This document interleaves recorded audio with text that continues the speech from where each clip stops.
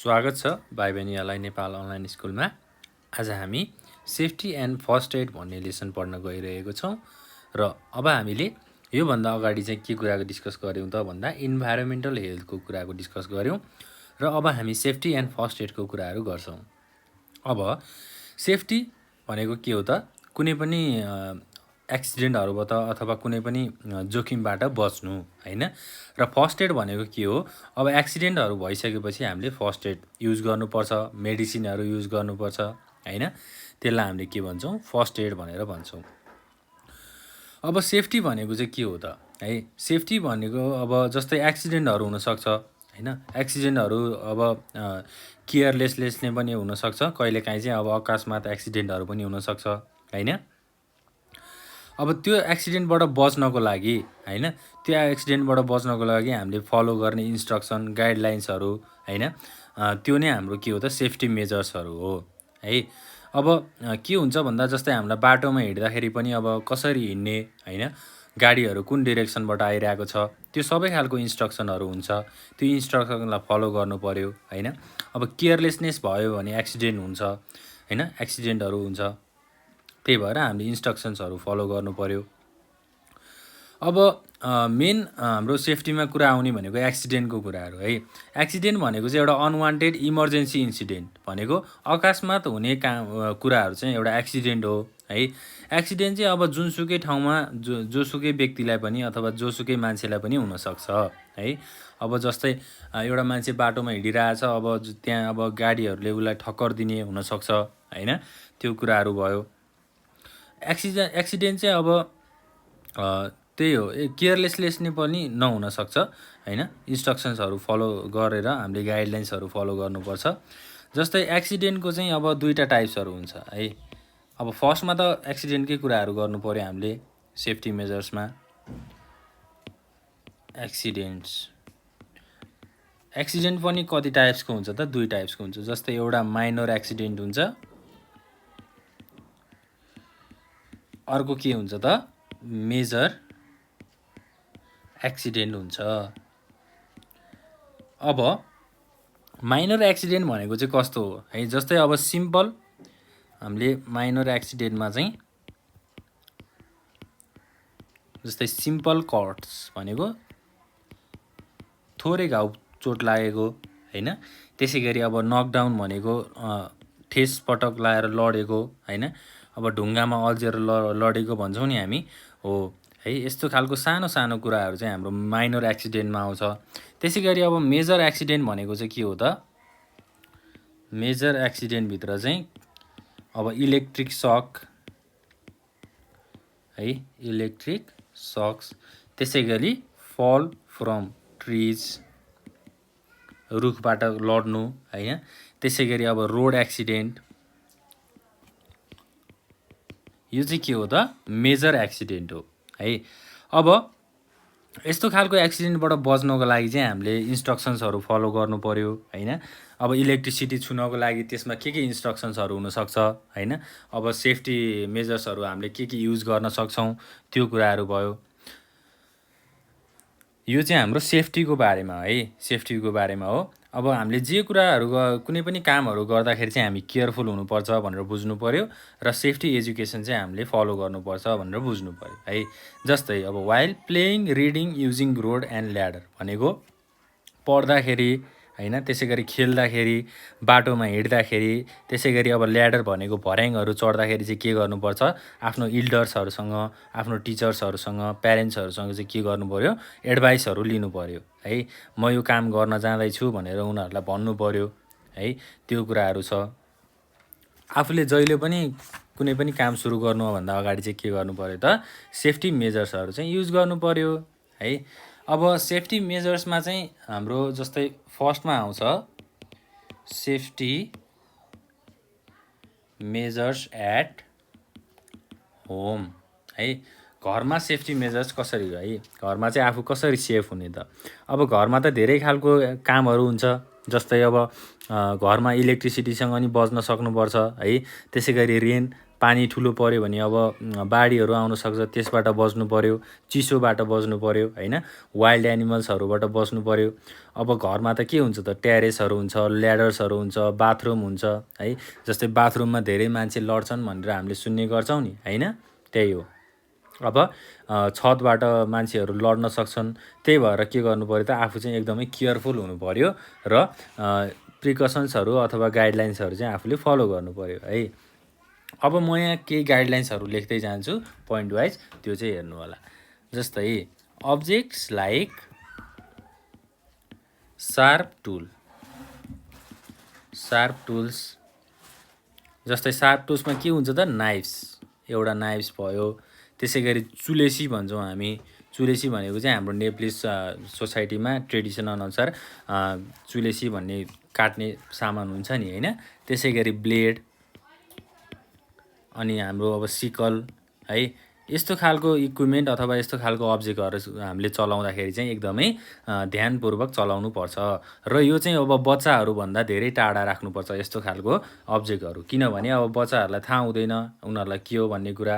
अब नाइफ चलायो भने उसलाई काट्न सक्छ हैन, त्यो चाहिँ हाम्रो नेसेसरी अब सेफ्टी मेजर्समा आउँछ है। ल अब अर्को के छ त, ल्याडर्स should be kept dry हैन। अब भर्याङहरू चाहिँ ड्राई गर्नु पर्यो, ड्राई राख्नु पर्यो। अब भर्याङमा पानी पोखिएको छ भने अब के हुन्छ त त्यहाँ हैन, चिप्लिने सम्भावना धेरै हुन्छ हैन, भर्याङबाट लडेर अब हात खुट्टाहरू भाँचिन सक्छन् है। त्यसै गरी अब भर्याङहरूलाई चाहिँ हामीले ड्राई राख्नु पर्यो। त्यसै गरी अर्को के छ त, ल्याडर्स should be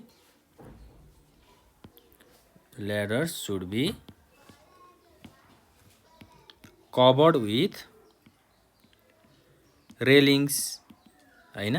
अब रेलिङ्स भनेको के हो त, हामीले त्यो जुन भर्याङमा राख्ने फलामहरू हुन्छ नि हैन, समातेर हिँड्ने फलाम, त्यो रेलिङ्सहरू राख्नु पर्यो। त्यसै गरी अर्को के छ त, डोर्स and windows should be fitted with metal grills है। अब हामीले घरहरूमा त नर्मल्ली हामीले घरमा त देख्ने गर्छौँ, हाम्रो घरमा के हुन्छ त, झ्यालमा चाहिँ अब मेटल ग्रिल्सहरू हुन्छ हैन, मेटल ग्रिल्स चाहिँ छेकेको हुन्छ, त्यो भयो। यसरी चाहिँ हामीले सेफ्टी मेजर्स चाहिँ आफ्नो घरहरूमा पनि फलो गर्न सक्छौँ।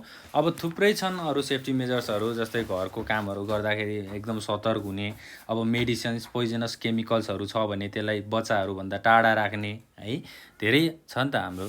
ल यति कुराहरू चाहिँ हामीले बुझ्नु पर्यो। अब हामीले सेफ्टी मेजर्स एट होम कुरा गरिसकेपछि अर्को के गर्नु पर्यो त, सेफ्टी मेजर्स एट स्कुल।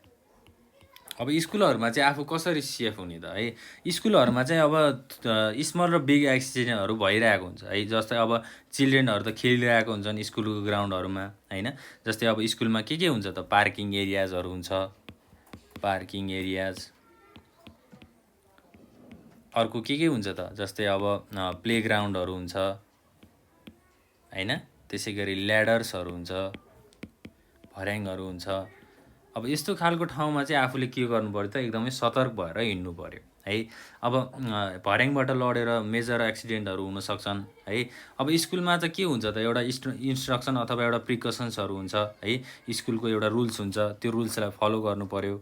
जस्तै पोइन्ट 1मा हामीले के गर्नु पर्यो त, rules of schools should be followed। त्यसै गरी अर्को के हुन्छ त,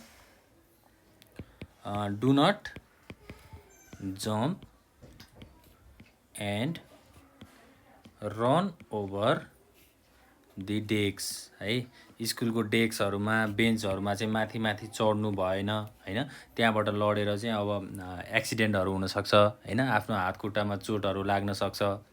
त्यसै गरी अब 3rd नम्बरमा अर्को के हुनसक्छ त, वाक केयरफुल्ली अन स्टेयर्स हैन। अब स्टेयर्सहरूमा चाहिँ आफूले केयरफुल्ली त्यहाँ हिँड्नु पऱ्यो होइन, जथाभावी दौडेर हिँड्नु भएन।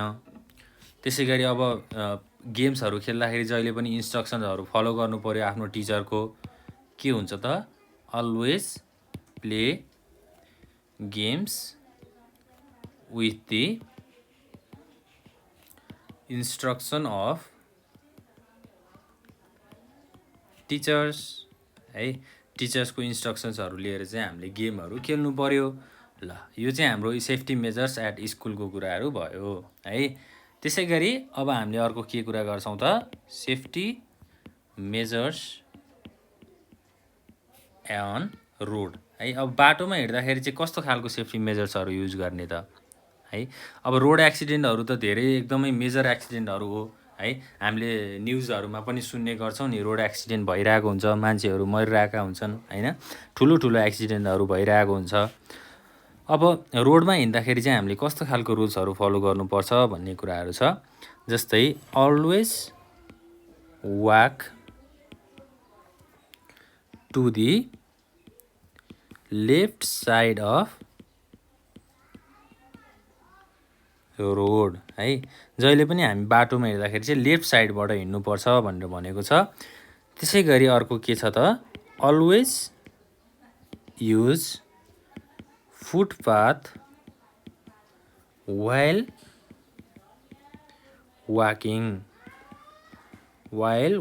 अन रोड है। बाटोमा हिँड्दाखेरि चाहिँ हामीले के गर्नु पऱ्यो, जहिले पनि फुटपाथबाट हिँड्नु पऱ्यो, गाडी हिँड्ने बाटोबाट हामी कहिले पनि हिँड्नु हुँदैन भनेर भनेको छ। त्यसै गरी थर्डमा के छ, फलो ट्राफिक रुल्स है। ट्राफिक रुल्सहरू हामीले फलो गर्नुपर्छ while driving, walking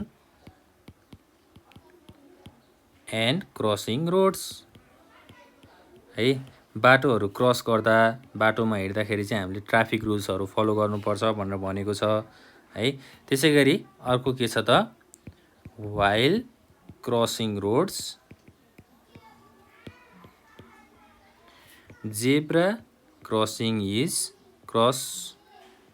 zebra cross should be used है।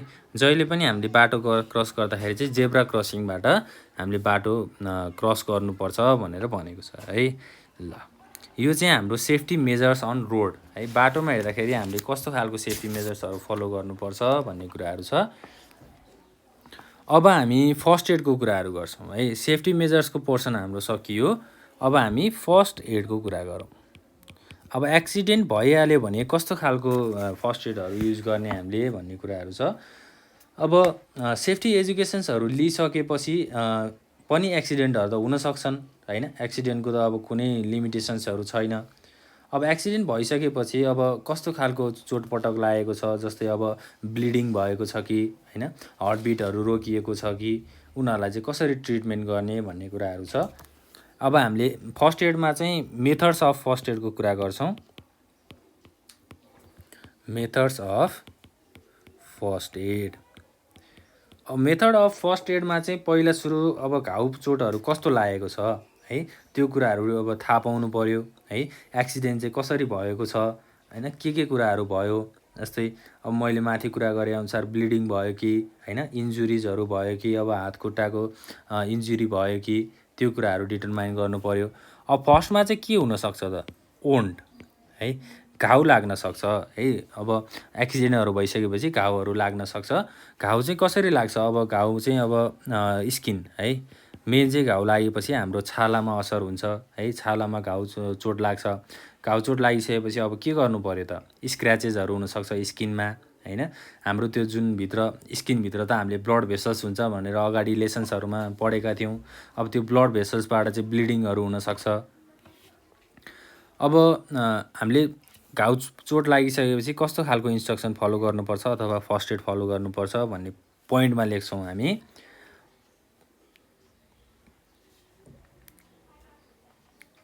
जस्तै अब फर्स्ट एडहरू प्रोभाइड गर्दाखेरि चाहिँ पहिला घाउ चोट लागेको मान्छेको के गर्नु पऱ्यो त, क्लिन हिज ह्यान्ड्स है, क्लिन ह्यान्ड्स भनौँ ल, क्लिन ह्यान्ड्स अफ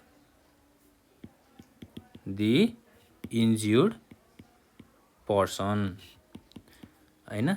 एक्सिडेन्ट भएको पर्सनको चाहिँ हामीले अब हातहरू सफा गर्ने हैन, हात खुट्टाहरू सफा गर्ने र घाउ चोट लागेको ठाउँमा चाहिँ साबुन पानीले धुने र त्यसपछि चाहिँ के गर्ने त फर्स्ट एड लगाउने है। अब के गर्नु पर्यो अर्को, try to stop the bleeding from the wound है। अब त्यो घाउ लागेको ठाउँबाट पहिला सुरु हामीले अब साबुन पानीले उसको हात खुट्टाहरू धोइदिइसकेपछि के गर्नु पर्यो त, अब ब्लिडिङ रोक्नु पर्यो है, त्यो घाउबाट भएको ब्लिडिङहरूलाई रोक्नु पर्यो। त्यसै गरी अर्को के हुन्छ त, अब कटन प्याड्सहरू युज गर्नु पर्यो है, कटन प्याड्स। त्यसै गरी अब अब डिटोल्सहरू युज गर्नु पर्यो हैन। डिटोल्सहरू युज गरिसकेपछि चाहिँ अब त्यो घाउको ब्लिडिङहरू रोकिन्छ। त्यसै गरी अर्को के हुनसक्छ त, after cleaning the wound properly है, घाउहरूलाई राम्रोसँग सफा गरिसकेपछि के गर्नु पर्यो त, त्यसलाई चाहिँ ड्राई गर्नु पर्यो। अलो इट टु ड्राई, घाउलाई चाहिँ ड्राई छोडिदिनु पर्यो है। अब त्यसपछि चाहिँ हामीले अब ब्यान्डेजहरू लगाउने हैन, त्यसपछि लिक्विडहरू युज गर्ने, त्यो कुराहरू गर्नु पर्यो भन्ने कुराहरू छ। अब घाउ चोट लागिसकेपछि हामीले ट्वाइस है, एक दिनमा चाहिँ अब सकेसम्म 2 चोटि चाहिँ हामीले ड्रेसिङ गर्ने है, घाउहरूलाई सफा गर्ने काम पनि गर्नुपर्छ। ल फर्स्टमा त वुन्डको कुराहरू भयो। त्यसै गरी अब ब्लिडिङको कुराहरू छ। ब्लिडिङ भनेको अब रगतहरू धेरै नै बगेको हैन, ब्लड भेसल्सबाट भन्ने कुराहरू हो। त्यसै गरी अर्को के हुनसक्छ त, थर्ड नम्बरमा नेसल ब्लिडिङ। नेसल ब्लिडिङ, अब नेसल ब्लिडिङ भनेको हाम्रो अब नोज है, मेन चाहिँ हाम्रो नोज हो। अब नाकबाट चाहिँ अब रगतहरू ब्लिड हुनसक्छ हैन, इन्जुरिजहरू भइसकेपछि। त्यसै गरी अब ड्राइनेस हैन, नोजलाई चाहिँ ड्राई गराउनु पर्यो। अनि अब स्निजिङ हुनसक्छ हैन, हाई ब्लड प्रेसर भयो भने, अब धेरै गर्मी महिना भयो भने पनि नोजबाट ब्लिडिङ हुनसक्छ है, यस्तो खालको कुराहरू छ। त्यसै गरी अब फोर्थ नम्बरमा के छ त, स्किन। अब हामीले स्किनलाई पनि प्रोटेक्ट गर्नु पर्यो है। अब एक्सिडेन्टहरू भइसकेपछि के हुन्छ त, स्किनलाई चाहिँ इफेक्ट हुन्छ। जस्तै अब धेरै फरक खालको अब्जेक्ट्सहरू युज गर्यो भने पनि स्किनमा असर हुनु, जस्तै नाइफ्स हैन, ग्लासहरू चाहिँ हामीले एकदमै ध्यानपूर्वक हामीले चलाउनुपर्छ। जस्तै ग्लास फुटेर अब स्किनमा लाग्यो भने के हुन्छ त, स्किनलाई चाहिँ धेरै असर गर्छ ग्लासले। त्यसै गरी अब अरू त थुप्रै हुनसक्छन् हैन, जस्तै अब डग बाइट, कुकुरहरूले टोक्यो भने अब डिजिजहरू लाग्न सक्छ, जस्तै रेबिज हैन। त्यसै गरी 6 नम्बरमा अब ड्राउनिङ भनेको चाहिँ अब स्विमिङ गर्दाखेरि अब केही गरी डुबियो भने हैन, त्यो कुराहरू छ। ल यो कुराहरू चाहिँ हाम्रो फर्स्ट एड भित्र आउँछ है।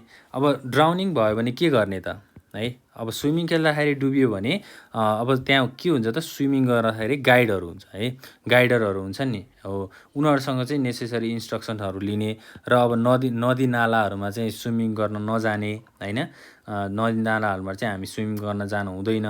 अब स्विमिङ पुलमा नेसेसरी इन्स्ट्रक्सन्सहरू फलो गरेर हैन, गाइडेन्सहरू फलो गरेर हामीले स्विमिङ गर्नुपर्छ।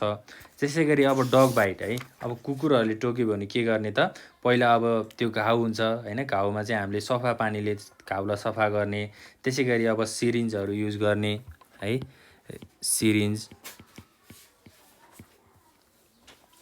त्यसै गरी अर्को के हुनसक्छ, अब स्किनको ड्यामेजहरू भयो भने के गर्ने त, त्यसलाई चाहिँ अब त्यही अनुसारको नेसेसरी गाइडलाइन्सहरू फलो गरेर हामीले स्किनहरूलाई प्रोटेक्ट गर्नुपर्छ, फर्स्ट एडहरू युज गर्नुपर्छ।